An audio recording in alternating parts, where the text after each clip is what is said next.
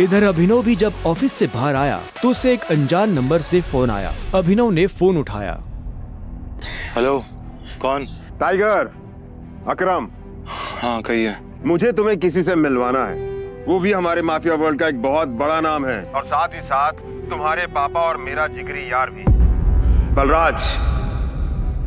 मैं चाहता हूँ कि बलराज को पता चल जाए कि हमारा टाइगर वापस लौट आया है, इसलिए शाम को साथ में डिनर करेंगे होटल सफायर में।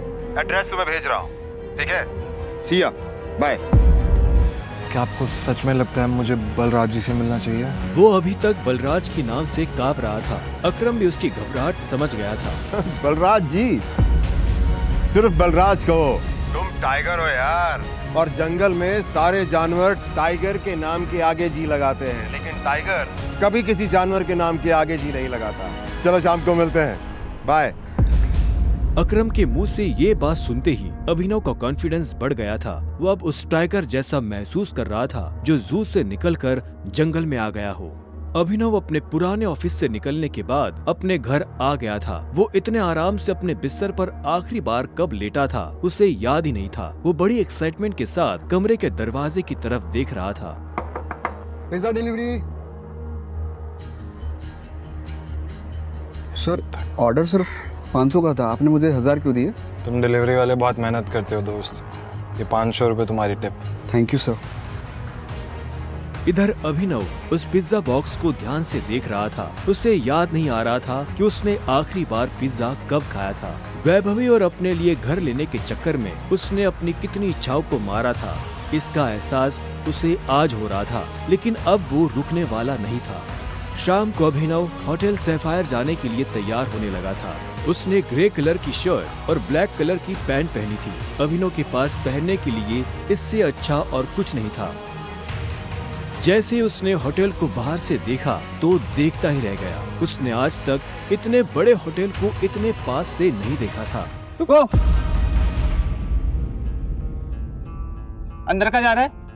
अंदर ही जा रहा हूँ, क्या दिक्कत है? अंदर जाना है तुझे? तुझे क्या लगता है कि मैं तुझे अंदर जाने दूंगा? क्यों नहीं जा सकता मैं अंदर? अभिनव समझ गया था कि चीफ सिक्योरिटी ऑफिसर उसके कपड़े देखकर उसे जज कर रहा था। सुन, मैं तेरे जैसे लोगों को बहुत अच्छे से जानता हूँ। फालतू का तमाशा मत कर, निकल यहाँ से। कैसे जानता है तू मुझे? रिश्तेदार है मेरा। जब मैं अंदर जाने के लिए आया हूँ तो वापस क्यों जाऊंगा? ये होटल क्या तेरे बाप की है? बोलना।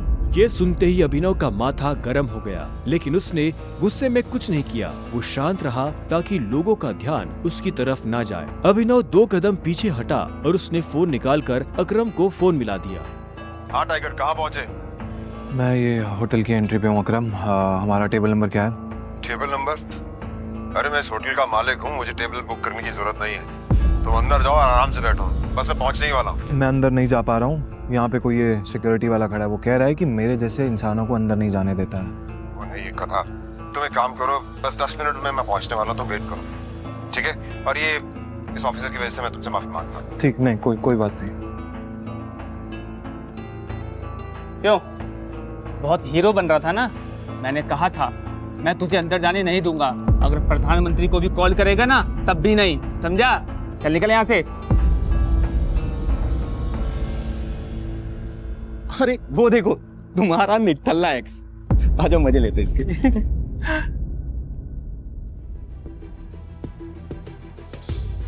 इससे मैंने अपना बॉयफ्रेंड कभी माना ही नहीं। वैसे भी मैं अपनी से छोटे लोगों से बात नहीं करती, मुंह नहीं लगती, उन्हें बॉयफ्रेंड क्या बनाऊंगी। तुम छोटे आदमी के मुंह नहीं लगती होगी, लेकिन ये छोटा आदमी तुम्हें एक सलाह देना चाहता है। इंसान की पहचान उसकी जुबान से होती है। जुबान संभाल के बात करो, वरना किसी दिन यही जुबान तुम्हारी जान ले लेगी। वाह, क्या बात कही है। ताली बजाओ। Very nice. तो फिर तुमसे तुम्हारे पैर क्यों नहीं संभाले गए? यहाँ कैसे चले आए? पिए हुए हो क्या? अकरम ने बुलाया मुझे यहाँ पे। अच्छा, अरे हाँ याद आया। अकरम सर ने उस दिन कहा था तू उनके किसी ड्राइवर का बेटा है, तो यहाँ अपने बाप की जगह ड्राइवर की नौकरी मांगने आया क्या? सही है, लेकिन वो रखेंगे नहीं। तेरे जैसे गरीब को वो ड्राइवर भी नहीं रखेंगे। आए हो मतलब तुम्हें बुलाया नहीं गया? वो उठा के चले आए। भिखारी कहेंगे। आया नहीं हूँ, बुलाया मुझे, अकरम ने बुलाया है। मुझे पता ही था ये कोई पागल है। तभी वहां एक काले रंग की चमचमाती हुई महंगी सी गाड़ी आकर खड़ी हो गई। सभी पलटकर गाड़ी को देख रहे थे। अकरम गाड़ी से बाहर निकला और उसके साथ एक और आदमी था। वो देखने में लंबा चौड़ा और मजबूत था। वो और कोई नहीं बल्कि बलराज था। वो एक बहुत ही फेमस कपड़ों की कंपनी का मालिक था और साथ ही द माफिया किंग का एक मजबूत पिलर। उसे देख अभिनव की आंखें खुली की खुली रह गई। उसने बलराज के बारे में सुना था।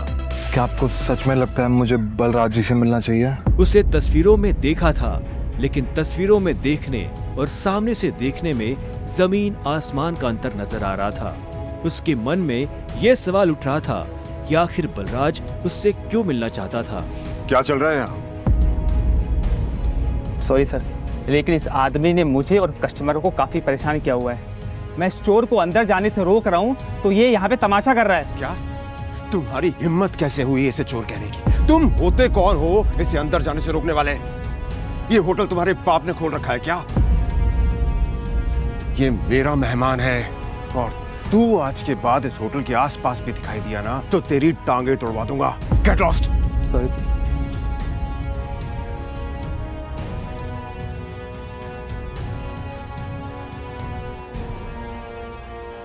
आई एम सॉरी टाइगर, इस बेवकूफ की वजह से। नहीं, असल में तो छोटा आदमी का दुश्मन बना हुआ है आजकल। आओ चलो।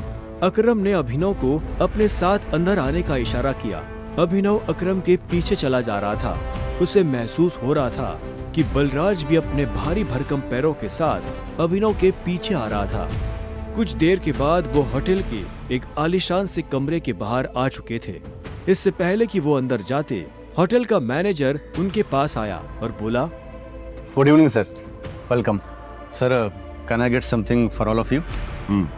एक काम करो, जो भी लीकर अवेलेबल है उसकी लिस्ट भिजवा दो। Sure sir, but sir if you don't mind, अपने होटल में जितनी भी लिकर्स अवेलेबल हैं मुझे सबके नाम याद है। We have tequila which is of 5 lakh rupees, vodka 8 lakh rupees, इसकी 10 lakh rupees and we have gin जो कि 12 लाख रुपए की। Sir what would you like to have? क्या है कि आज मेरे यहाँ बहुत खास मेहमान आए हैं, तो इसलिए जो सबसे महंगी है वो भिजवा दो और बाकी सब चीजें। Sure sir, I will get the best liquor for all of you. Good evening sir. Good evening sir. Akram, hotel तेरा, शराब तेरी, फिर भी तुम्हारा ये मैनेजर तुझे तेरी शराब की रेट क्यों बता रहा था, जबकि तू कोई भी चूज कर सकता है? वो इसलिए मेरे दोस्त, क्योंकि मैं दिन देखकर शराब मंगवाता हूँ और आज का दिन मेरे लिए, इनफैक्ट हम सबकी जिंदगी के लिए बहुत इंपॉर्टेंट दिन है, इसलिए मैंने हम तीनों के लिए महंगी शराब मंगवाई है। So let's enjoy. अच्छा, आओ। Okay, let's enjoy.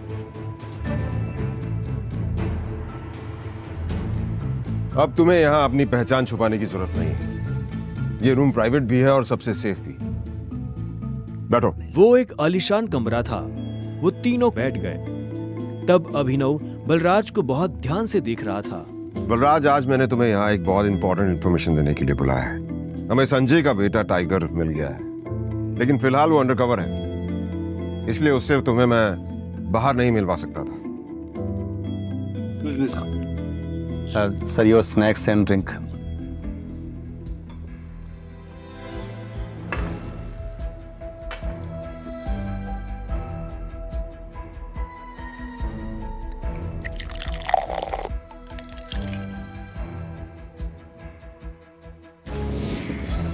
Sir Sure. Cheers. Cheers.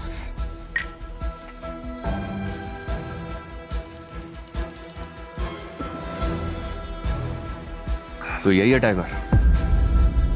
हाँ, ये है हमारा टाइगर और मैं चाहता था ये हमारी टीम के बड़े और भारी मेंबर्स से मिलने, और मिलने के बाद जिस तरफ हम बढ़ रहे हैं उस तरफ बढ़ने में ये हमें लीड करे।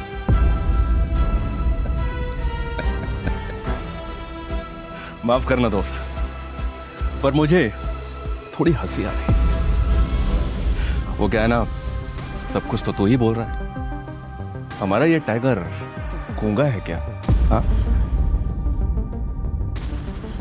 बलराज, तुम्हें टाइगर के बारे में इस तरह से बात नहीं करनी चाहिए। माफ करना दोस्त, माफ करना। बोलनेस अच्छी लगी मुझे तुम्हारी। अच्छा,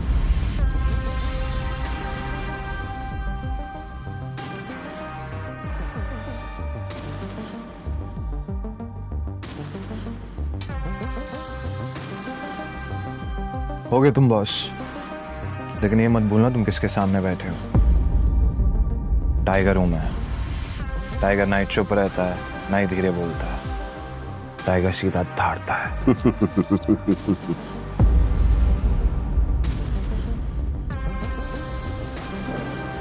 तो तुम टाइगर हो,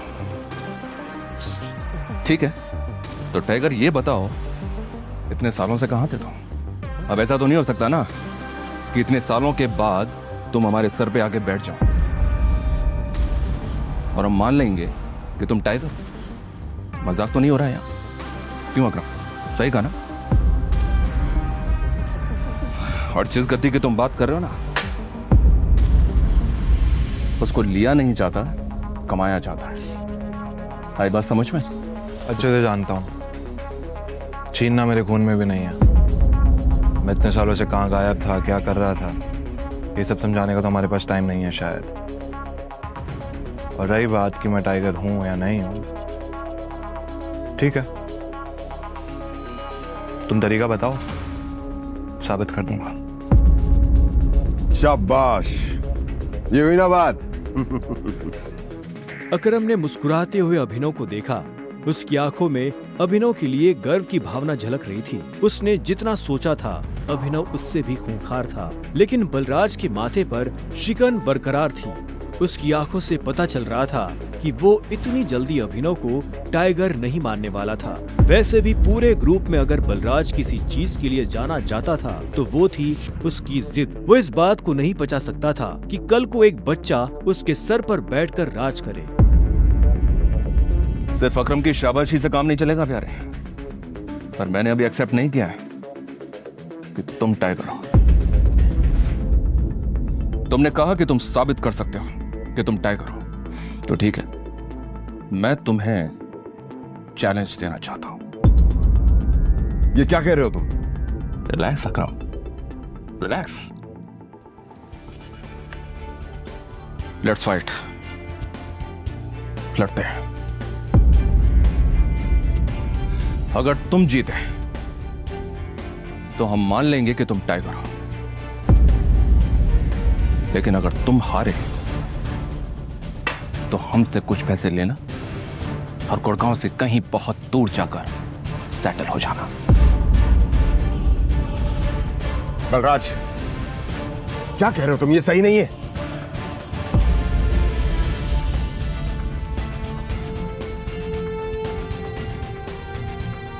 लेट्स फाइट। कब करनी है लड़ाई? ये सुनते ही बलराज के चेहरे पर मुस्कान आ गई। अकरम के होश उड़ गए थे। अब आगे क्या होने वाला था?